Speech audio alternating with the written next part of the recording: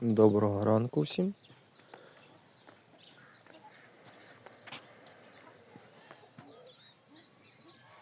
Не забувайте підписуватися на канал.